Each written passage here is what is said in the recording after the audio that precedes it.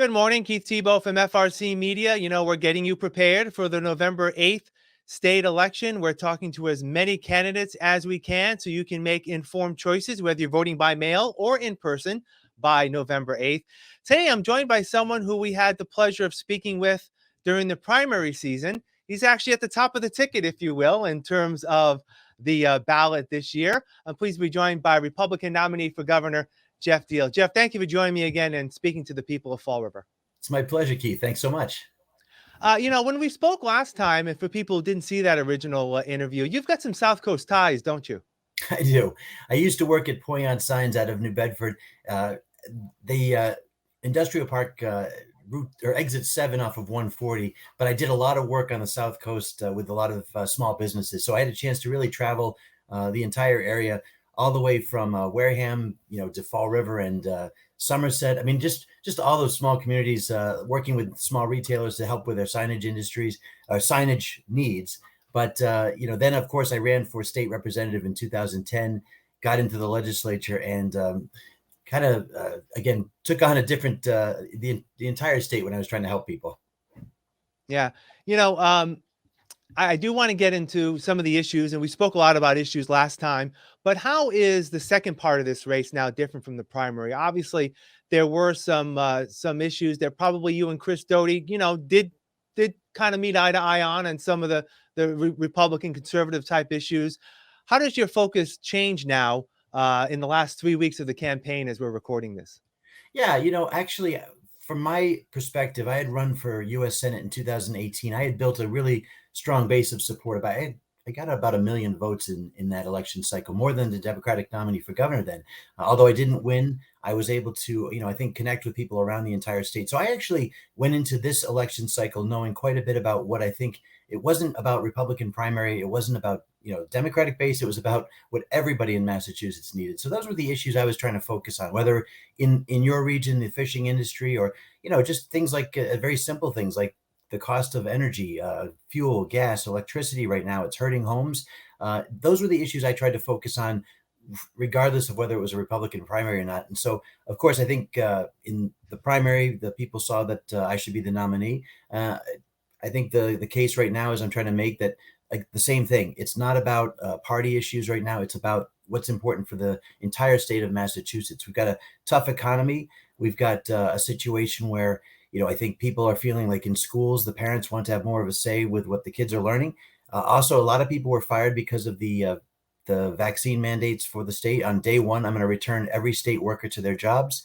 And so that's the things I've been trying to talk about, regardless of whether it was the primary or if it's the general election.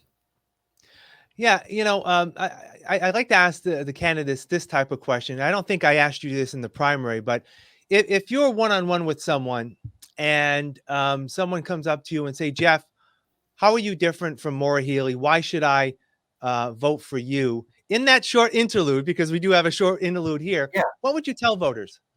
Well, again, my wife and I also own a small business. So not only did I work for a business in New Bedford, but I also worked with my wife to invest everything we had into that small business. Started 20 years ago. It's been successful. She runs it. It's a performing arts school. And so we understand what it's like to put everything you have into something and hope that it goes well. And you work hard every day to make that happen. So I have private sector experience, but I also have served in the legislature for 8 years. And I know what it's like to represent 40,000 people in 3 towns that I live in Whitman. I represented Abington and East Bridgewater. But my goal there was to try to make sure I listened to them as much as possible. And when I was on Beacon Hill, was their voice about what was important for the towns and for each individual family and person. And so I think my difference is that I've got that hybrid experience. But on top of that, I've also been able to successfully do things like I stopped the gas tax in 2014 from going up. It was going to be tied to inflation. It was going to go up. The tax would go up every year automatically without a vote. That was going to hit middle to low income families the hardest.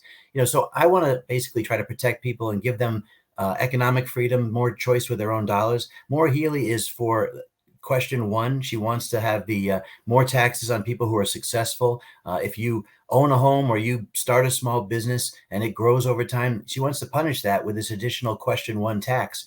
That's not what I believe in.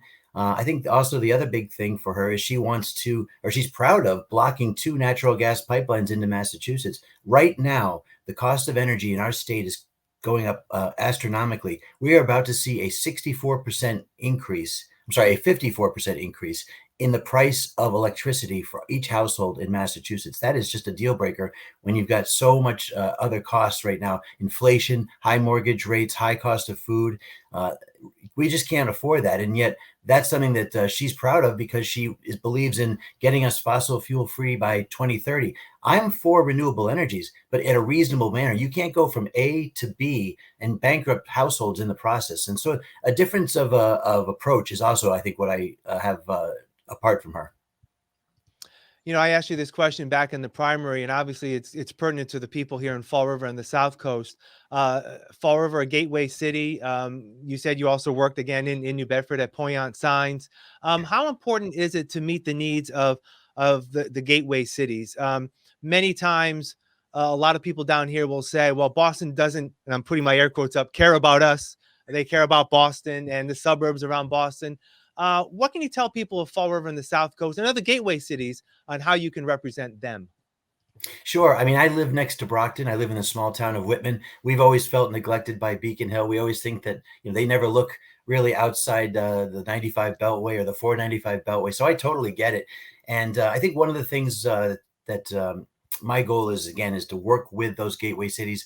In Brockton, I was able to be a partner with a lot of great resources they had in the area, whether it was drug addiction resources, or whether it was law enforcement, or whether it was the community services that are used for people with disabilities. I've always tried to make sure that those gateway cities have the funding they need to provide a lot of those services that people expect. One thing about addiction services, however, I just want to mention is I feel like we need to push it away from gateway cities and out into the suburbs. The suburbs need to own more of the recovery for that. I was meeting with the mayor of Lawrence and somebody who's from Daybreak Shelter. It's a wet shelter up in Lawrence, and they help people who are homeless with addiction issues. And the mayor was all for helping them, trying to find a new facility. But he also said, and he looked right at me and said, "I want you to, when you're governor, make sure that you push a lot of these services out into or allow these suburban towns, or tell these suburban towns they need to own some of the addiction recovery services." And I agree with that. Mental health, it originates a lot of times in suburban towns. And if people go to the cities, they might end up becoming homeless and fall into this other trap. So that's just one way I want to make sure that suburban towns absorb some of the things that some of the gateway cities are handling right now. But when it comes to Fall River specifically, I think the other thing too is there's a vote that's coming up on joining the MBTA for South Coast Rail. I think that's something that we can do. I think the MBTA has its challenges, but I think we can walk and chew gum. I think we can work with the South Coast to add the rail services that create more mobility for people around the South Coast region. That's something I'm committed to, and I look forward to helping that, because I think it will unlock a lot of additional areas where housing can be built at a lower cost, and that's another big thing: housing costs in Massachusetts. Yeah, you actually got into this race, probably seems like a lifetime ago, back in the summer of 2021, when at that point Governor Baker had not made his intentions clear on whether he was going to run for a third term. And a big part of your stance there was the way that the governor handled the pandemic in terms of the mandates. And you speak a lot about preserving people's freedom. Get into that a little bit if you could. Yeah. So when the pandemic hit, that's when I really started thinking hard about maybe better ways to do things. I saw a lot of people who had served on the front line, police officers, people in DCF, Department of Children and Families, people, nurses, who were getting fired for not getting vaccinated, even though I think nurses definitely are aware of what the healthcare, needs are and risks are, and all that. In fact, my running mate, Leah Allen, is a nurse who was serving on a COVID ward. She was at Beverly Hospital. She served with me in the legislature, but she went, after she was done with her time serving in office, she went and became a nurse, had 2 children. Well, she was pregnant with her second child when COVID hit. So she was serving on that COVID ward while she was pregnant, but she also had the baby, was breastfeeding when the vaccines came out, and she didn't want to potentially harm her child through breastfeeding with the vaccine. So she didn't get it, and she was fired. I think people have to be able to make their own healthcare choices. And I understand I'm vaccinated. That's not the question. It's just a matter of people having those individual freedoms to know what is best for their healthcare. And so that's the big thing for me. I again want to restore people's jobs, but beyond that, businesses were shut down somewhat arbitrarily. Big box stores could stay open while small businesses couldn't.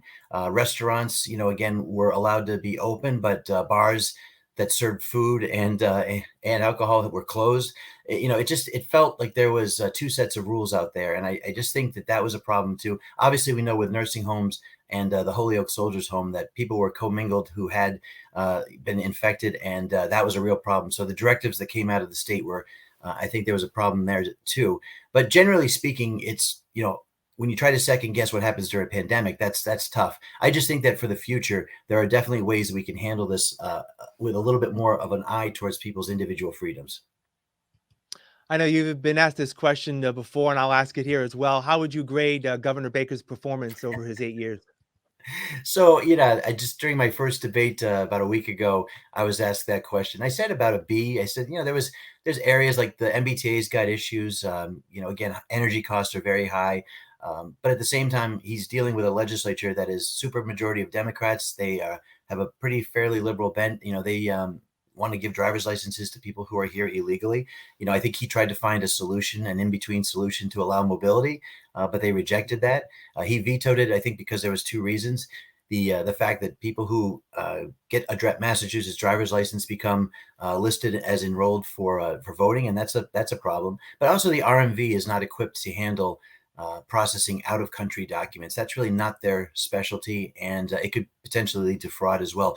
In Brockton, right where I live, again, the RMV here gave out 2,000 driver's licenses to people without ever taking a test. So it's a problematic agency to handle sensitive documents like that. So I think that's something where, again, you need to have divided government. And I don't mean divisive government. I mean, you need to have at least one voice. And we've always had a Republican governor, 24 of the last 32 years, against a legislature that's all Democrats. And that allows us to at least question what's going on and raise a red flag when things go a little too far sometimes. Yeah. You mentioned Leah Allen, your running mate for lieutenant governor in this race. What skills and capabilities does she bring to the table? And how do you hope to use her as a lieutenant governor working in partnership on Beacon Hill? Yeah, so she served again as a state representative for several years, and I was proud to work with her. She helped me with the ballot question to stop the gas tax from going up with inflation. She was a great partner there. And, again, she's a nurse who understands healthcare, really understands, what's important at the ground level with healthcare. But on top of that, she's a parent. And what I think she's going to bring to the table is heading up my parents' Bill of Rights. I want parents in Massachusetts to feel like they have a say with their kids when it comes to their education, when it comes to their healthcare choices. For example, we want to make sure that parents can see kids' curriculum so that, if we put that online and parents know exactly what's in the classroom for their kids every year. The same thing, too, I think, when it comes to open meeting laws. That's part of our Parents' Bill of Rights. They can go to a school board meeting and not be forced to speak at the end. Allow parents to have a say in those school board meetings where they've been shut out for the last year and a half, it feels like. In fact, specifically in certain towns, I know parents have not been allowed to actually question what's going on. I think it's important, especially when we see kids' grades dropping right now in reading and in math. We're having a real tough time. Scores are way down. In fact, people are leaving the public schools. We've had a double-digit increase in private schools, doubling of homeschooling in Massachusetts. So we're going to allow parents to use their tax dollars. That's the other big promise. They can take their tax dollars and they can use it if they want to send a kid to a private school or they want to homeschool them. Those state dollars will be available for them as well. And those are the promises that I intend to make. And Leah, my running mate as lieutenant governor, is going to spearhead that entire effort. You also hope to use her as Lieutenant Governor Polito has been. She's been a great liaison with the cities and towns in constant communication during this time. Do you hope her to play that role as well? Yeah, the Community Compact program that the Baker-Polito administration enacted was a fantastic idea. It created a menu, if you will, of services that the federal government has available and that the state has available that maybe certain municipal leaders in cities and towns weren't aware of. And so what happened was, the compact would be signed with several different menu items of what towns were looking to take advantage of. And, I think it was just great. Some cybersecurity programs that the federal government provided, or underground storage tank remediation for properties that the towns may have owned, and were unaware that they had resources to get it. So I think those are really great things that the Community Compact brought forward. I definitely want Leah to help me spread the word across the Commonwealth with the 351 cities and towns and their leaders that we're right there to continue the same efforts. And of course, my goal is to make sure that I travel with her as much as possible to spread that message. I think, again, being in Boston's great when you've got to meet with a lot of the, legislative leaders during the legislative process. But at the same time, my goal is to continue my work of traveling around the state and talking to people from Western Massachusetts down to the Cape and Islands and up in Cape Ann and the South Coast. There are so many great ideas that come from the leaders of our state. And, the more I listen to them, the better a job we'll be able to do as governor and lieutenant governor. Yeah. Another one of your platforms is helping support public safety in cities and towns. I know a city like Fall River, again, one of those gateway cities, there's a constant struggle. We have, I believe, in the city close to 10 open patrol officer positions that are difficult to be filled. Above and beyond possibly financial support, is there anything that you can do or the state can do to help maybe in the recruitment of officers to make, maybe make the profile of police officers a little different than what it is today? Yeah, Keith, actually, I'm glad you said it that way. That's something I've been talking to state police officers about and municipal police departments. They feel very demoralized after several years of the talk about defunding the police, getting rid of qualified immunity that allows them to do their job and not be sued. Those are the things that really make it hard to recruit people to want to be law enforcement officers. And, again, the fact that the vaccine mandates came down and a lot of them were forced out of their job. If you're a state police officer and you were fired because you didn't get vaccinated, maybe you developed natural immunity, or maybe you knew you had heart issues that could have exacerbated that. You were fired in a way that basically you cannot work in Massachusetts in law enforcement again. So they were already having trouble recruiting people to come. We've lost people in the ranks because of the mandate. And then, now, like you just said, it's also the demand at the municipal level. So we need law enforcement officers at all levels. We've had National Guard being used to drive school buses and serve as nurses, where we've had a depletion of services there. The MBTA, the reason the federal government has stepped in and had to provide oversight is because the MBTA has lost a lot of workers from the mandate as well. So we need workers in Massachusetts all over the place. We lost 50,000 residents last year. They moved out of the state, whether it's affordability or whether it was freedom issues. 50,000 people left Massachusetts last year. We can't keep going with that trend. We're one of the top 5 net loss migration patterns in the country right now. So when it comes to law enforcement, what I want to do is make sure that they know I support them, make sure that they know that, with me, I will certainly empower them to do the job of trying to stop the drug flow that's going through Massachusetts and into our communities. And, I guess I need to make a comparison here. Maura Healey in 2020, when there were riots happening around the entire country, even in Boston, we had a police officer shot at, we had a cruiser on fire on Tremont Street. She said during a Boston Chamber of Commerce meeting, yes, America's burning, but that's how forests grow. That really, again, is a dangerous statement to make when law enforcement officers are trying to protect our citizens and protect our properties.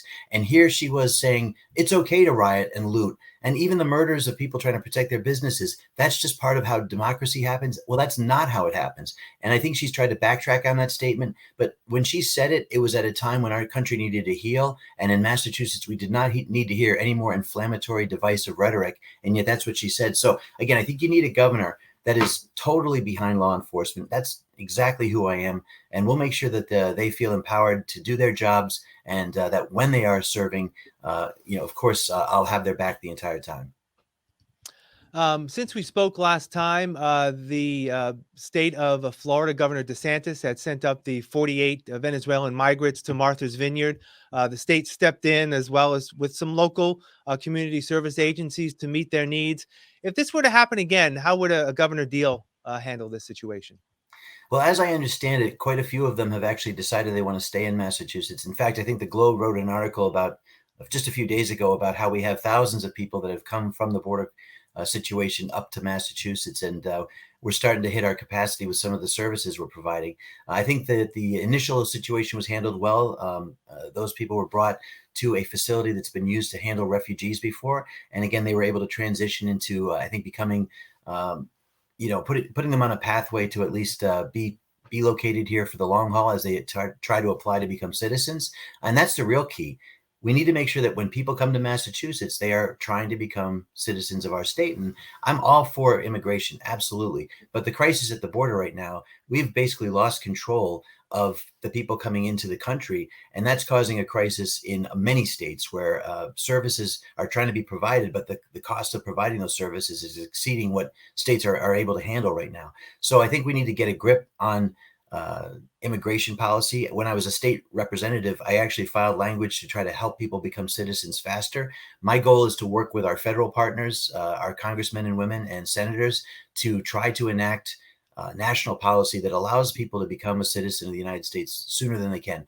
People are here on green cards, they're here on H-1B visas, they are refugees, but it takes quite a bit of time, sometimes up to 15 years to become a citizen. I think we can do it a lot sooner if people want to become those citizens, and I think our country is richer by the diversity they provide. So that's a great goal, I think, for the long haul, is to fix the problem at its core.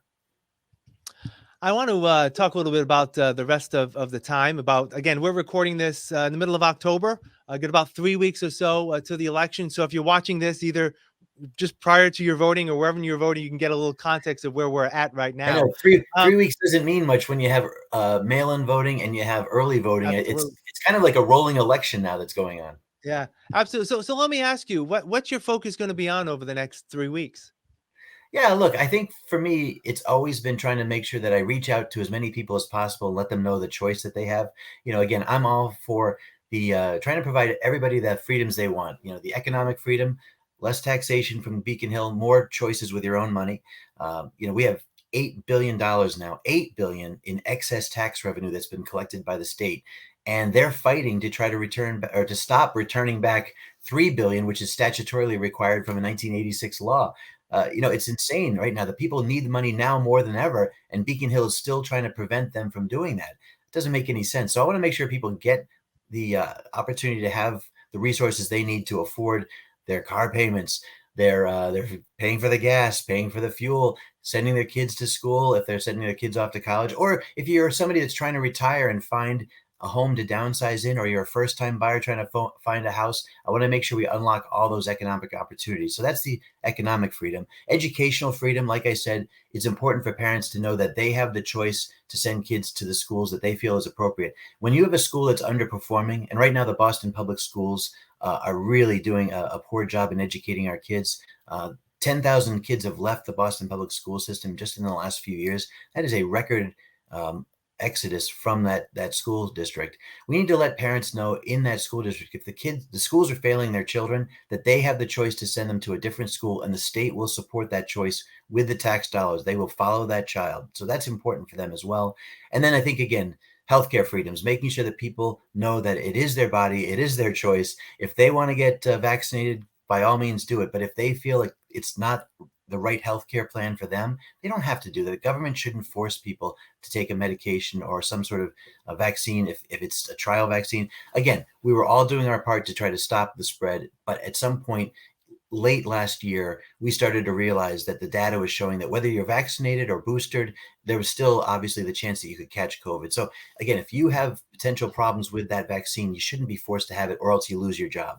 Those are the things I can deliver on. And again, I think what we can do as a team, me and Leah Allen, can make sure that we give people all the choices they have going forward to stay in Massachusetts. And we're going to try to make Massachusetts a better state every single day that we're in office.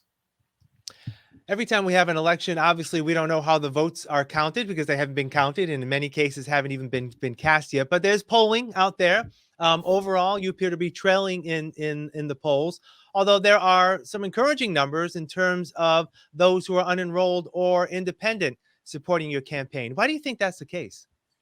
Yeah. So again, after the primary was over, we saw a poll that was very encouraging. Emerson put out a number that said that we're ahead of my opponent, Maura Healey, by 6 points with independents. And then when the economy was the top line issue, which we think it is one of the top issues right now. I was leading her by 16 points with independents. And independents in Massachusetts, people who are not Republican or Democrat enrolled, those people make up about 57% of the electorate. So that's a really important number to have there. So those are positive signs. And I understand too, Republicans in the state, we tend to always be trailing until the final couple weeks. Scott Brown, who is getting involved in this campaign, he's very excited about what he sees. Was reminding people in audiences we were talking to recently that he was down by 15 points with 1 week to go when he ran against Martha Coakley, and he ended up winning by 7 points. So again, polling can sometimes be off, but at the same time, people are not always aware of the election and may start getting more involved, thinking about it more as we enter these final weeks right now. So again, that's my job, is to be out there and make sure people are fully aware. So we'll be having rallies across the state, and making sure we get that message out there everywhere we can. Final question. You've been supported by former President Trump. Some people in a state like Massachusetts will say that could be a detriment. How do you view that support? Yeah, well, of course, in the Republican primary, it was important to show that, I always believed in his message, which was putting the American worker first and making sure that, we had immigration laws that made sense. I think the other thing that the former president talked about that was always something that intrigued me when he was running in 2016 was bringing U.S. troops back from foreign engagements that no longer served our common interest. And I think that's something that's very important. Plus, when he was in office, he gave us the lowest unemployment in 50 years. We were energy independent. Those are key things that are important to this very day. So I think this race isn't about national politics. This race is about what's important for each person, their families. It's very important for me for two reasons. Those are my daughters, Healey and Emily. They're 20 and 16, and they are the future of my household. And I think I'm trying to work for the future of everybody's household, their kids, their grandkids. And I think they know that, my goal has always been to put those families and their interests first, whether it's their education, their economics, or again, just their general freedom to do what they want in the state. A state that was the foundation of our country. And I think it's just important for Massachusetts to have that balance up on Beacon Hill that gives you all those options. All right, Geoff Diehl, Republican nominee for governor. Thank you for joining us once again to speak to the people of Fall River. I wish you all the best, and hopefully we'll talk again soon. I appreciate it. Thanks, Keith. You take care. All right. And thank you for joining us here at FRC Media. I'm Keith Tebow. Please make a point to vote by November 8th.